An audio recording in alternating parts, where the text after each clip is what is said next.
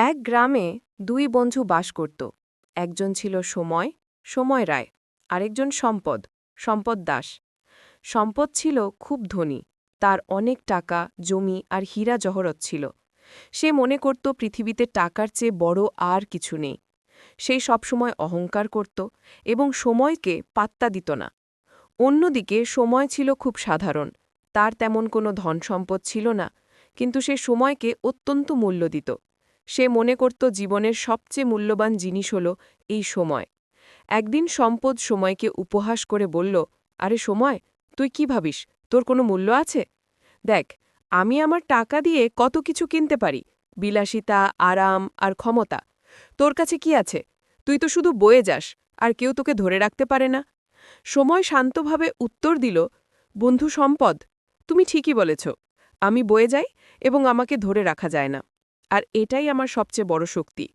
তুমি যা একবার খরচ করে ফেলো তা হয়তো আবার উপার্জন করতে পারো, কিন্তু আমি একবার চলে গেলে আর কখনো ফিরে আসি না। সম্পদ হেসে বলল, ধর, এ কেমন কথা? আমি যদি আজ 1 ঘন্টা নষ্ট করি, কাল আমার টাকা দিয়ে সেই কাজটা দ্বিগুণ সময় করে নেব। দেখবি টাকা কিভাবে সময়কে কিনে নেয়। সময় বলল, ঠিক আছে, সময়ই তার উত্তর দেবে। সময় চাকা ঘুরতে লাগল। সম্পদ তার টাকা পয়সা নিয়ে সবসময় ব্যস্ত থাকত। সে বিলাসবহুল জীবনযাপন করত এবং সময় নষ্ট করতে একটুও দ্বিধা করত না। বন্ধুদের সাথে আড্ডা দেওয়া, অপ্রয়োজনীয় কেনাকাটা করা, এসব তার রুটিন হয়ে গেল। সে ভাবত তার অনেক টাকা আছে, তাই কাজগুলো পরে করলেও চলবে। কিন্তু সময়, সে তার প্রতিটি মুহূর্তকে কাজে লাগাত। সে ছোট ছোট কাজগুলো সময়মতো করত, নতুন কিছু শিখত এবং নিজের স্বাস্থ্য ও জ্ঞানের পেছনে সময় দিত। কিছু বছর পর সম্পদের জীবনে এক কঠিন সময় এলো। ব্যবসা বাণিজ্যে তার বিশাল ক্ষতি হল এবং এক নিমিষে তার প্রায় সব সম্পদ চলে গেল। সে যখন হতাশাগ্রস্ত হয়ে আবার ব্যবসা শুরু করতে চাইল, তখন দেখল যে তার হাতে সময় নেই, তার শরীর ভেঙে পড়েছে, নতুন কিছু শেখার বয়স পেরিয়ে গেছে, আর উদ্যমও কমে গেছে। সে বুঝতে পারল যে টাকা যখন ছিল তখন সে তার জীবন গড়ার সবচেয়ে মূল্যবান সময়টুকু নষ্ট করে ফেলেছে। অন্যদিকে সময় তার স্থির প্রচেষ্টার ফলে একজন জ্ঞানী ও সফল মানুষে পরিণত হয়েছিল।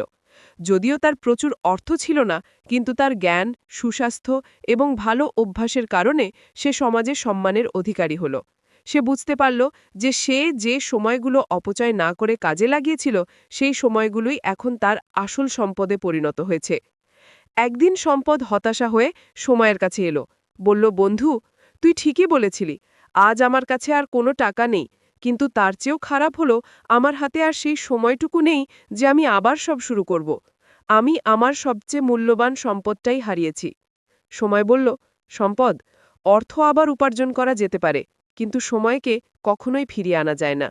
সময় হলো জীবনের সেই বীজ, যা থেকে তোমার ভবিষ্যৎ জন্ম নেয়। একবার সেই বীজ হাতছাড়া হলে তুমি শুধু খালি হাতেই দাঁড়িয়ে থাকবে। গল্পের শিক্ষা। এই গল্পের প্রধান শিক্ষা হল